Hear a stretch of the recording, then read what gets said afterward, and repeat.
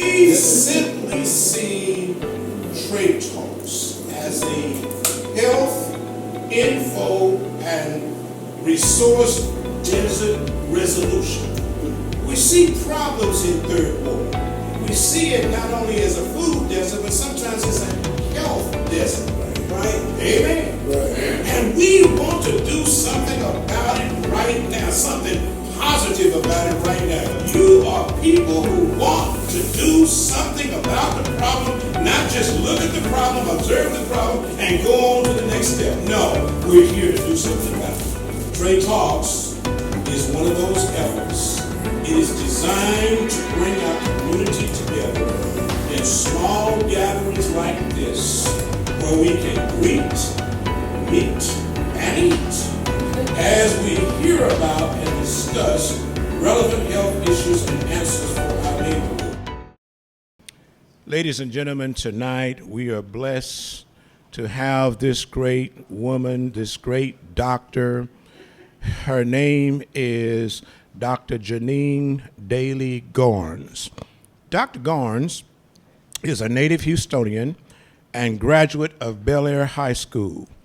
She then attended Princeton University, awesome, and Harvard Medical School, awesome, before returning to complete her training at Baylor College of Medicine. We can stop right there. That's a hand clap right there, y'all miss. Anybody operating on those three levels of school, you somebody. She now practices infectious diseases, treating infections in the medical center. She is a member of Trinity United Methodist Church. I know I was going to get an amen there. In the third ward since her childhood. She is married. Let's go ahead and get some information about what is your husband's name? Brad. And what is the two? Bryant. And what are the two children's names? Brian Jr.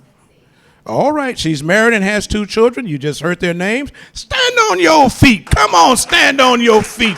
And give a hand clap for Dr. Janine Dailey Garnes, our first, make some Holy Ghost noise in here, our first speaker at Trade Talks. Historic. Hello, good evening. So first I want to say thank you for the invitation. And just to say, yes, I went to Bel Air, but I grew up on McGregor. I was in Girl Scouts at Wheeler Avenue. Yeah, I went to Trinity. So yeah, I am a third ward girl. I took piano over here. Like my grandmother, her house is over here. So we're going to talk about COVID. And, I think some of us, me included, have gotten tired of talking about COVID. So we've kind of avoided doing that for a while. And so when they asked me to do this, I had to go back and look, because even though I'm an infectious disease doctor and treat patients with COVID, I got tired of talking about COVID. But a lot of things have happened lately, and I think it's important for us to know what has happened lately and for us to understand what has happened lately so that we can protect ourselves and arm ourselves. So I'm going to go through a series of questions. Hopefully within the next 10 minutes, and then after that we'll open up for questions for another 10 minutes to address anything that I don't address or that you wanted to go into more depth. And I'm going to check my clock so I can stay on time. All right, so starting off with the basics. What is COVID? So there are two things. So COVID is actually an abbreviation. Like, if I had a marker, because I'm a chalk talk kind of girl. Thank you.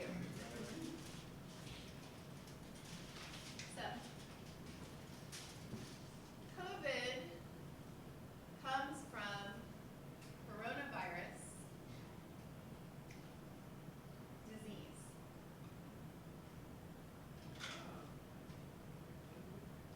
So that's what COVID is. So the virus that actually causes COVID is called SARS-CoV-2 or SARS coronavirus 2 because it was similar to the SARS coronavirus that came out back in 2002. And then COVID is specifically the disease. So it's the sickness that is caused by the virus, just so we all make sure we're on the same page. So new virus identified in late 2019. Not going to talk about the origins. We can talk about that later during the question and answer if you want. And so it's related to a known virus. So coronaviruses were something that we had even before SARS. It was a virus that caused a cold. And so that's something to keep in mind. The thing that was different about this virus is that it's the first time it had ever been in people. And when a virus comes into people for the first time, it often will act different than a virus like this cold virus that we had been seeing for 70 years. Okay, so that's why this was special and why this was different to start off with. So then the question was, how has it changed? What's different now? So the virus itself has changed. And so just kind of, backing this up. So our cells, which are the building blocks of our bodies, so they have ways when they're dividing and making more of themselves so that we can grow from when we're, first conceived to when we grow up to be children and adults. As they're making more of themselves, there are ways that they have to try to prevent making mistakes in that process, okay? So the coronavirus also has ways of trying to prevent making mistakes as it makes more of itself, but its ways are not as good as our ways. What does that mean? That means that it changes over time. And so that's where those changes have come from. So just like we know we have DNA and that's how we pass down our genes to our children and our grandchildren, the virus has RNA, which is similar to DNA, and that's how it passes on to its subviruses. So all these variants that we're talking about, these are viruses that have made enough mistakes that they have become different over time. And so that's what we talk about when we're saying that the virus has changed, and this is why what we're seeing now is different than what we were seeing when this first started in March of 2020.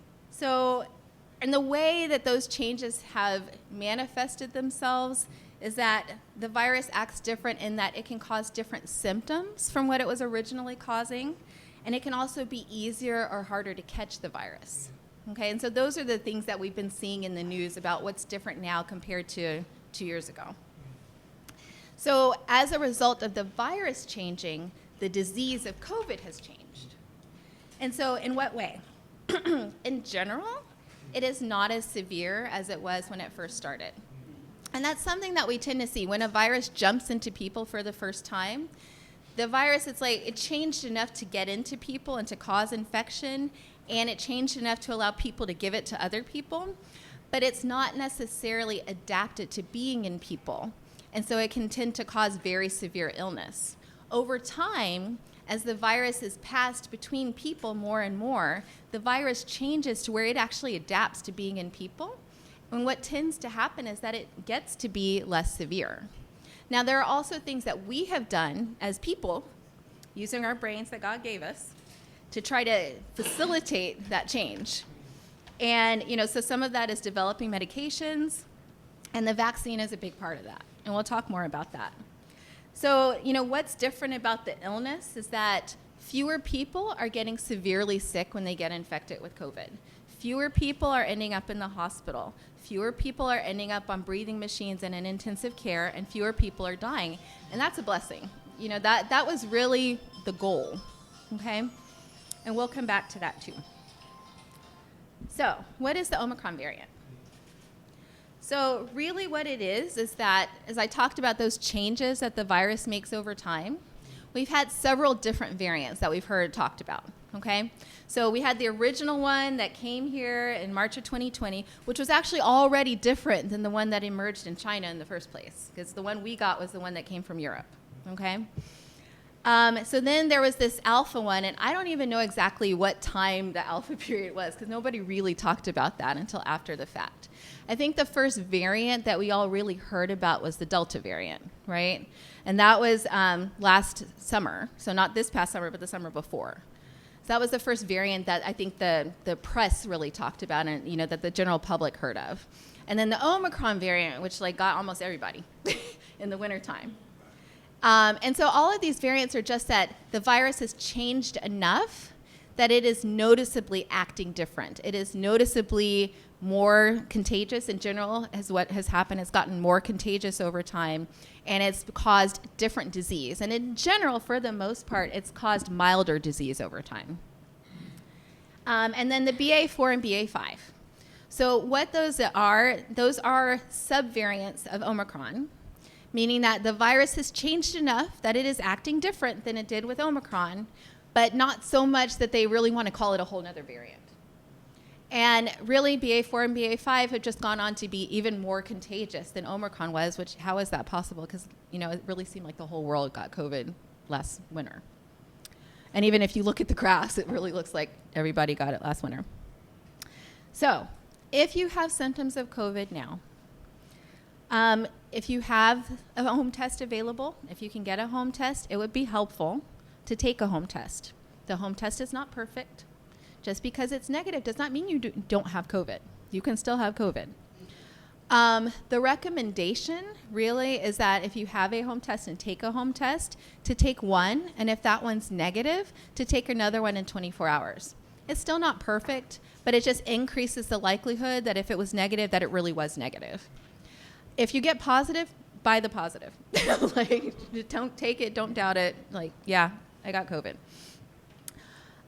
The thing is, if you have symptoms, if you test positive, you want to stay home, you want to stay away from people, especially people who you know are more vulnerable. So we're not talking about it as much, but we still have people that are more vulnerable, meaning that if they get infected with COVID, it's not like a cold as it is for many people. That, they can still end up in the hospital, end up in intensive care, end up dying. We do still have patients that are dying from COVID. Thankfully, it's a lot less than it was even a year ago, but we do still have patients that are dying from COVID. The other thing, and just kind of pointing out some of those people that are at risk. So you have your folks that are getting cancer treatment, who have had any sort of transplant. For our community, our folks that are on dialysis, folks that have diabetes. Our immune systems are not working the same as other people, so we have to be extra careful. Anybody who's got lung problems, you want to wear a good mask. So the cloth mask. Now, any mask is better than no mask.